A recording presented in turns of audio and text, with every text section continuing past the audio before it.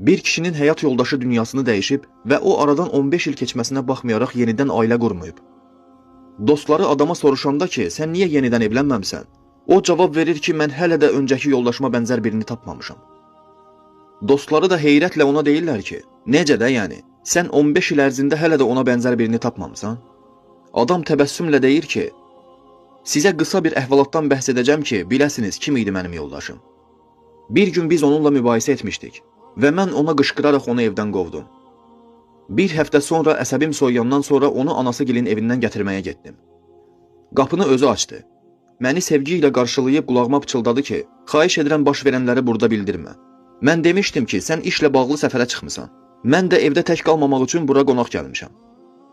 İndi deyin mənə dostlarım, mən harda elə birini tapa bilərəm ki, onun kimi mənim yoxluğumda belə mənim sirrimi, eybimi gizlətsin.